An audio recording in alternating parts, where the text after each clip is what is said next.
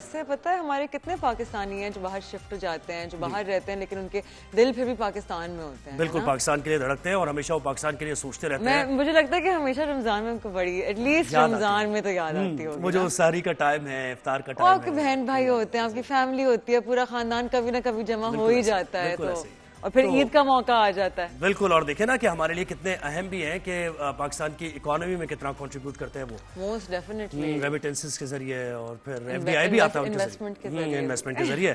तो हम इसीलिए इस शो पर हमने पहले दिन से ओवरसीज पाकिस्तानीज को एक सेगमेंट है हमारा, उसमें हम ज़रूर उनकी जो तासुरात है, ख्यालात है पाकिस्तान के बारे में क्या सोचते हैं, तो ज़रूर हम शामिल करते हैं। तो आज भी ओवरसीज पाकिस्तानीज में से हमारे पास है आसिफ हुसैन साहब, जो कि डॉक्टर है ह्यूस्टन से, टेक्सास से उन्होंने हमें ज्वाइन किया है। आसिफ साहब बहुत शुक्रिया, आपने हमें वक्त दिया। कैसे हैं आप? ठीक ठाक हैं? अल्हम्दुलिल्लाह बिल्कुल ठीक ठाक हूँ, आप सुनाएं। तो कैसा चल रहा है आपका रमजान? पहले बताएं आपके रोजे वहाँ कितने लंबे हैं? रोजे हमारे तकरीबन 16 घंटे के हैं। इतना ज्यादा मुश्किल नहीं है, मौसम भी अच्छा है। लेकिन जैसे अभी आपने कहा ना, पाकिस्तान को मिस करते हैं, तो वो बस एक चीज है कि वो तो जब से यहाँ हैं हर साल सहरी और इफ्तार में मिस करते हैं। तो कौन कौन है आपके साथ ह्यूस्टन में? मेरी फैमिली है, मेरी बीवी बच्चे हैं और कुछ और एक्सटेंडेड फैमिली है यहाँ पे। लेकिन मेरे माँ बाप वालदा और बहन भाई जो है वो सब। तो सबसे ज्यादा आपको कौन सी चीज याद आती है घर की, पाकिस्तान की? सबसे ज्यादा तो यही इफ्तार में सब साथ बैठना, बहन भाइयों का सबका, वहां पे जो जिस तरह से खाने होते थे, जिस तरह से नमाज के लिए, तरावी के लिए जाना होता था, तो वो सब चीजें बड़ी याद आती हैं। कराची से आप? जी बिल्कुल। तो वो नाइट क्रिकेट भी याद आती होगी आपको?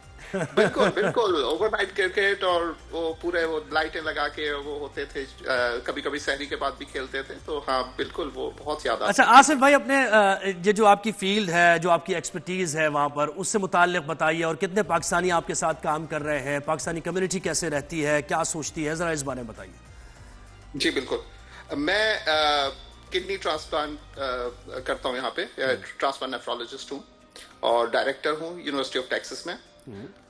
यहाँ हमारे पास, क्योंकि ह्यूस्टन में, शायद आपके में, वो बहुत बड़ी पाकिस्तानी कम्युनिटी है, तो पाकिस्तानियों की एक बड़ी तादाद है हमारे शहर में, ह्यूस्टन में भी, और ह्यूस्टन के साथ एक और शहर है गैल्वेस्टन। इसमें मेरे साथ कुछ और जो डॉक्टर्स हैं, नेफ्रोलॉजिस्ट हैं, वो भी पाकिस्तान से उनका ताल्लुक है, तो पाकिस्तानी कम्युनिटी भी है। बाकी जहाँ तक मेरी फील्ड का ताल्लुक है, जैसे मैंने बताया, किडनी और पैंक्रियास ट्रांसप्लांट हम लोग करते हैं यहाँ पे।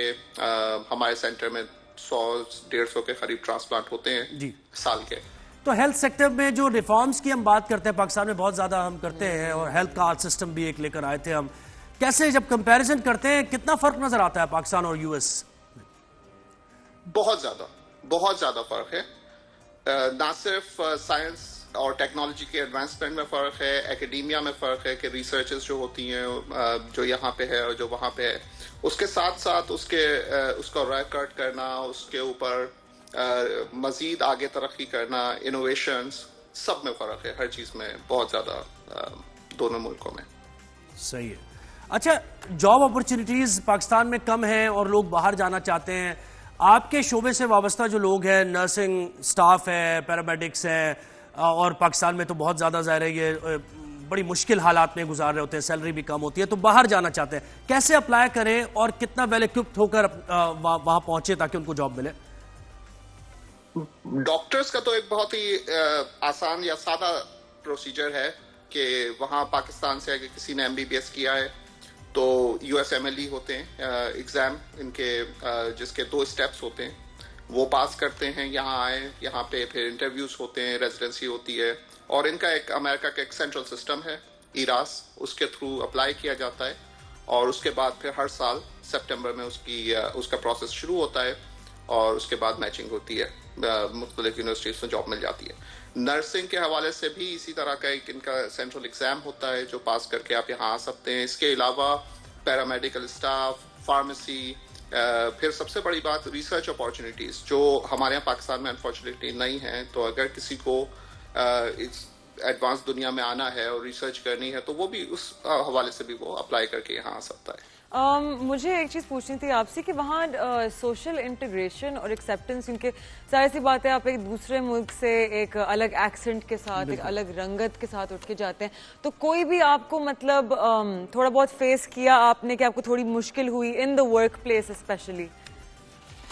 नहीं, ऐसी कुछ होती नहीं है क्योंकि अमेरिका जाहिर है लैंड ऑफ इमिग्रेंट्स है। यहाँ पे वैसे ही बहुत सारे मुख्तलिफ डाइवर्सिटी के लोग हैं, मुख्तलिफ कल्चर्स के लोग हैं। लेकिन अभी ट्रम्प के आने के बाद थोड़ा बहुत जो आपको सोशल मीडिया पे नजर आता है कि not even just legal immigrants, लेकिन रेसिज्म को एक काइंड ऑफ बढ़ावा मिल जाता है एवरी टाइम आपका ट्रम्प नेशनलिस्टिक अप्रोच बहुत ज्यादा है। एग्जैक्टली, तो उसकी वजह से आपको कुछ फेस करना पड़ा?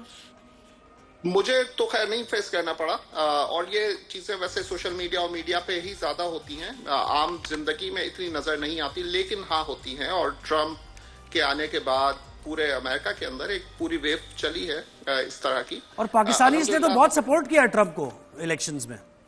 हाँ, ये बिल्कुल है, और ये थोड़ा सा अजीब भी है फिनोमेना, लेकिन क्योंकि दोनों चॉइसेस हमारे पास डेमोक्रेट या रिपब्लिकन दोनों ही मिली जुली सी थी, तो पाकिस्तानियों ने किया है सपोर्ट इस दफा, काफी है। सही है, बहुत शुक्रिया जनाब, आपने हमें वक्त दिया हमारे शो पर। और आपके रोजे इंशाल्लाह अच्छे से जाएं, उनके हमारे रोजे थोड़े ज्यादा लंबे हैं जी, लेकिन ये कि ज़रा रोज़ा तो फिर जब होता है तो फिर पता नहीं चलता, अगर आप अपने काम में बिजी हैं और फिर इबादत में मसरूफ हैं तो फिर बड़ा मुश्किल काम है उनका। हो जाता है, जैसे अब करीब आता जा रहा है इफ्तार का टाइम और रोजे का माहौल, इफ्तार का माहौल बनता जा रहा है, तो हम भी हमारे भी सेगमेंट्स बढ़ते जा रहे हैं, फिटनेस तक हम पहुंचेंगे अभी।